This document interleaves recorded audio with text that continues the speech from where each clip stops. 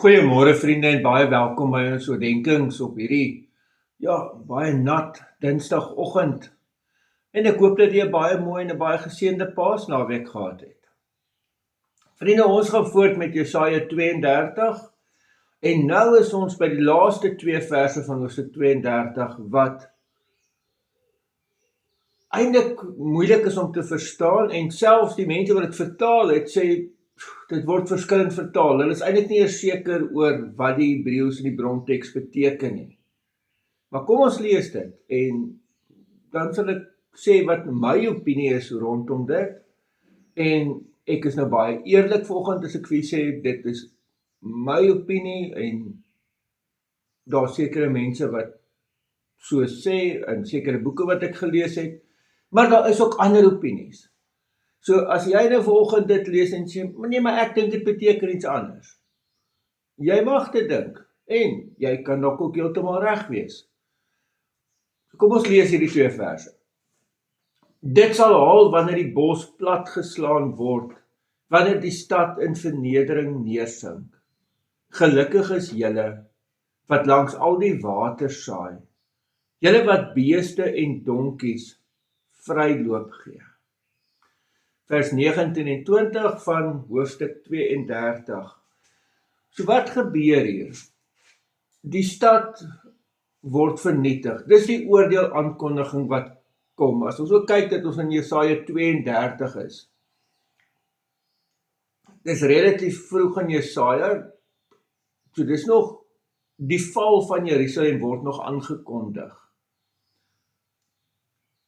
En dan het ons in die vorige gedeelte ook gesien, maar dat die Here 'n nuwe bestel bring, nuwe waardes bring, en dit lyk of sy volk in vrede sal woon. Wat ons dan in hierdie verse kry, is dat dit nie die stad is waarop hulle moet vertrou nie, nie hierdie hoë verdedigingsmure en die goed geboude stad nie, maar dit gaan oor God wat by hulle is, en daarom word daar teruggegryp na 'n vroeëre bestaan. Onthou, voordat hulle in die land ingegaan het hulle 'n nomadiese bestaan gehad, waar hulle beeste en donkies vry rondgeloop het soos wat hulle getrek het. En nou, word ons sê, gelukkig is julle wanneer dit weer gebeur. Maar dit was ook 'n tyd waar die volk teruggekyk het en gesê het, maar daardie tyd was 'n tyd wat ons op die Here vertrou het. Dit was 'n tyd wat die volk saam met God 'n pad geloop het. En eintlik is dit waarna toe teruggegryp word. So, wanneer ons dit dan nou lees, ek sê jy kan regtig verskillende betekenisse aan dit heg, maar dit gaan oor die terugkeer na 'n tyd waar jy diep afhanklik van God was. Mag ek en jy dit beleef, dat ons diep afhanklik van God is. Amen. Here almagtige God, baie dankie ook vir hierdie gedeelte. Al verstaan ons dit nie mooi nie, al maak die 2 verse in ons konteks nou nie vir ons regtig sin nie.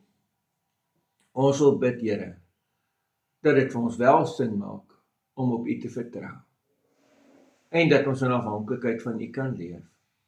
In die naam van ons Here Jesus Christus. Amen. Vriende, mag jy 'n baie mooi en 'n baie geseënde dag hê. Totsiens.